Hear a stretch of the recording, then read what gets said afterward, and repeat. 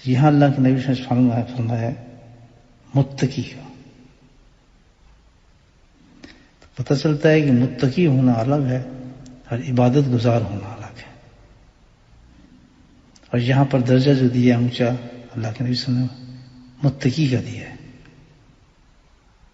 کہ تم اگر یہ بھی کہلوانا چاہو یا اللہ کے نزدیک یا اللہ کے ہاں درجات ایک اچھے عبادت گزار کے دینا چاہو، یہی نہیں کہ سب تم ہر وقت عبادت میں مشغول رہو، اس سے عبادت گزار کر رہو گے، بلکہ اگر متقی بن جاؤ گے، تقوی اختیار کر لو گے، تو تمہیں وہ چیز بھی مل جائے گی. تو اصل چیز جو ہے تقوی ہے.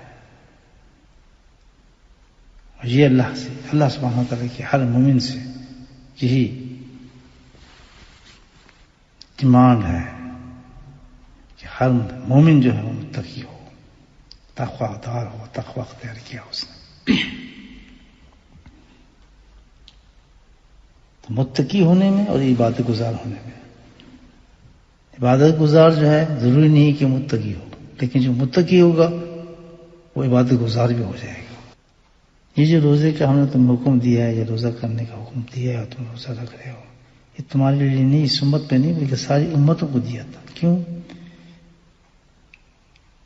کسی امت کے بھی آدمی ہو وہ نیک بننا چاہیں تو ان سب پہ لازم ہے یہ چیز نیک بننے کے لیے کہ ان کے اندر تقوی ہونا چاہیے، یعنی متقی ہونا چاہیے. جیسے میں نے آپ کو بھی حدیث بتائی کہ تقوی ہی مین چیز ہے. پورا جو اللہ تعالیٰ نے جو ہمیں روزوں کا اسٹرکچر دیا، جو ہم روزے رکھتے ہیں، اس کا مطلب کیا ہے کہ ہم متقی بن جائیں. کہ روزے کے لیے تو کافی چیزیں ہیں کہ جھوٹ بھی نہ بولو، غیبت بھی نہ کرو، حرام بھی نہ کھاؤ، نظر کو بھی بچاؤ، زبان کو بھی بچاؤ، کانوں کو بھی بچاؤ، ہاتھ کو بھی بچاؤ، پیٹ کو بھی بچاؤ، کوئی بری کام نہ کرو. یہ تمام مجموعے کا نام جو ہے اس کا نام روزہ ہے. اور یہ سارے مجموعے کا نام جو ہے یہ تقوی ہے. سبحان اللہ. یہ تمام چیزوں کا نام تقوی ہے کہ جتنی منہیات ہیں اللہ تعالیٰ نے دی ہیں، ان کو چھوڑ دینے کا نام تقوی ہے.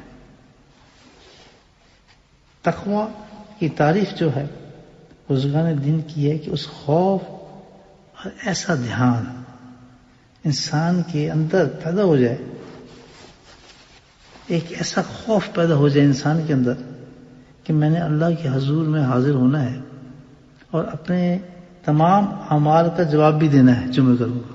تو مجھ سے کوئی ایسا عمل سرزد نہ ہو، کوئی ایسا عمل میں نہ کروں جس سے میرا رب ناراض ہو جائے. جب یہ احساس اور دھیان پیدا ہو گیا، اس کا نام تقوی ہے. اور جو یہ چیز رکھتا ہے اس کو متقی کہا گیا. اس قرآن کے اندر جا بجا اللہ پاک نے متقیوں کے لیے انعامات بیان فرمائے ہیں.